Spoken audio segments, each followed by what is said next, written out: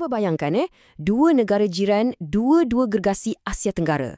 Yang satu, Indonesia. Baru je lancarkan kereta api laju gila, pecut sampai 350 km sejam. Yang satu lagi, Malaysia pula, tengah sibuk bina landasan kereta api yang rentas hampir separuh semenanjung. Tapi kelajuan dia jauh lebih perlahan. Ini bukan kebetulan tau. Sebaliknya, ia menimbulkan satu persoalan yang sangat-sangat menarik. Kenapa satu pilih kelajuan dan satu lagi pilih capaian? Ini bukan semata-mata soal kejuruteraan, tahu tak? Ia sebenarnya cerminan falsafah dan apa yang menjadi keutamaan sesebuah negara tu. Jadi dalam perkongsian kali ini, kita akan cuba fahamkan apa sebenarnya di sebalik dua projek mega ni. Okey, ini dia plan perjalanan kita. Mula-mula, kita kenal dulu dengan dua projek ni. Lepas tu, kita selam sikit falsafah di sebalik setiap satunya, tengok reka bentuk, kita kaji kos dan cabaran, dan akhir sekali, kita tinjau visi masa depan untuk kedua-duanya. Jom kita mulakan. Baiklah, mari kita kenalkan bintang utama dalam cerita kita hari ini. Dari Indonesia, kita ada kereta api berkelajuan tinggi, HSR Whoosh. Dan dari Malaysia pula, Laluan Rel Pantai Timur atau ECRL. Dua-dua ni projek gergasi, tapi tujuan dia memang sangat berbeza. Tengok jadual ni je, dah nampak kan? Perbezaan dia macam langit dengan bumi. Whoosh, nama pun dah laju, memang fokus dia kelajuan maksimum, 350 km sejam. Tapi laluannya pendek je, hubungkan dua pusat ekonomi. ECRL pula, kelajuan dia separuh je dari Whoosh, tapi jarak dia berkali-kali ganda lebih panjang, sambungkan Lembah Kelang terus ke Pantai Timur. Jelas kan? Satu kejar kelajuan, satu lagi kejar capaian. Jadi, persoalannya kenapa beza sangat? Ini membawa kita kepada jiwa setiap projek. Falsafah di sebalik semua angka dan data tadi. Ini bukan lagi soal teknologi semata-mata, tapi soal wawasan negara tu sendiri. Jom kita dalami lagi. Okey, ini idea utamanya. Cuba fikir macam ni. Whoosh direka untuk membina masa. Matlamat dia satu, jimatkan masa perjalanan sebanyak mungkin antara dua lokasi penting. ECRL pula direka untuk membina peluang. Dia bukan nak jimatkan masa sangat, tapi nak wujudkan koridor ekonomi baru di sepanjang laluannya. Nampak tak bezanya? Matlamat Whoosh ni memang sangat spesifik. Dia sasar koridor Jakarta-Bandung yang memang sibuk gila. Daripada sangkut dalam jam berjam-jam, sekarang cuma 40 minit je. Ini memang sasakan golongan profesional, ahli perniagaan, pelancong, sesiapa saja yang anggap masa itu emas. ECRL pula ceritanya lain. Matlamat dia jauh lebih besar. Ia bukan sekadar tentang gerakan orang, tapi tentang integrasi negara. Cuba bayangkan, ia menghubungkan Pantai Timur yang kaya dengan sumber asli tapi kurang membangun, terus ke Pantai Barat yang lebih maju. Tujuannya untuk merancangkan ekonomi, logistik dan pembangunan di sepanjang laluan tu. Bila falsafah dah lain, sudah tentulah reka bentuknya pun jadi lain kan? Daripada jenis landasan yang diguna, teknologi isyarat, sampailah ke mana stesen tu dibina, semuanya dibentuk untuk mencapai impian yang berbeza. Satu lagi perbezaan besar ialah apa yang dia angkut.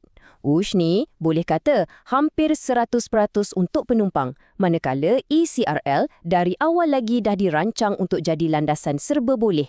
Boleh angkut orang dan pada masa yang sama boleh angkut barang-barang kargo. Jadi ia bakal jadi tulang belakang logistik yang penting untuk negara.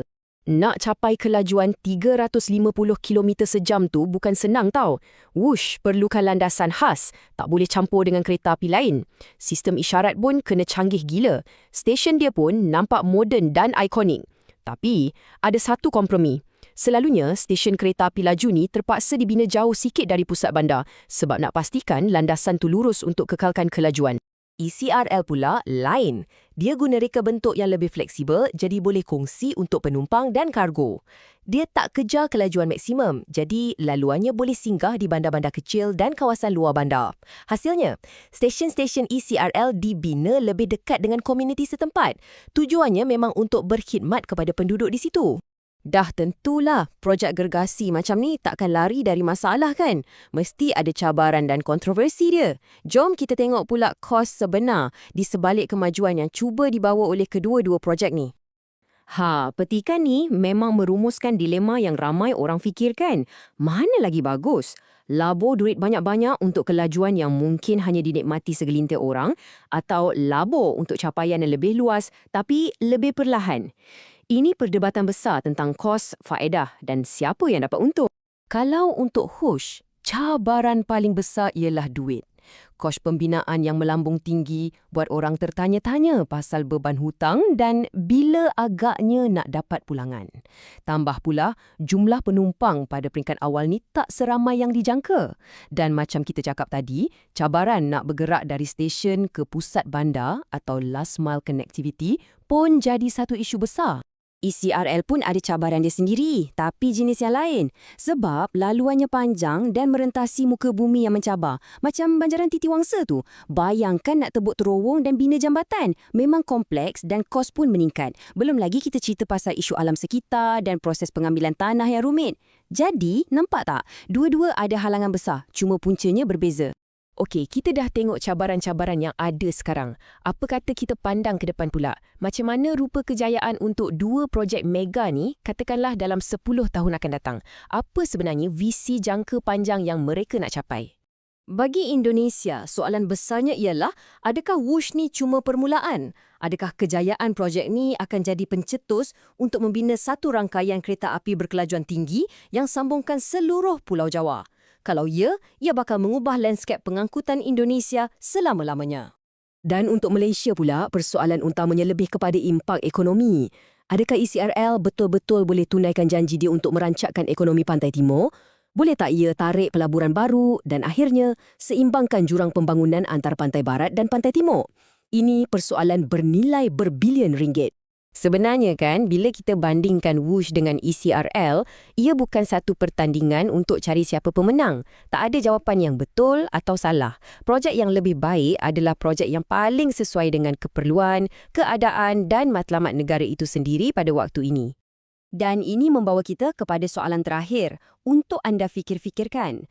Kalau diberi pilihan untuk negara anda, mana satu yang anda akan utamakan? Kelajuan yang jimatkan masa untuk koridor ekonomi utama? Atau ketersambungan yang buka peluang baru untuk kawasan yang lebih luas? Apa yang lebih penting? Jawapannya mungkin tak sama untuk setiap orang. Dan itulah yang buatkan kisah dua landasan ini sangat menarik untuk kita pelajari.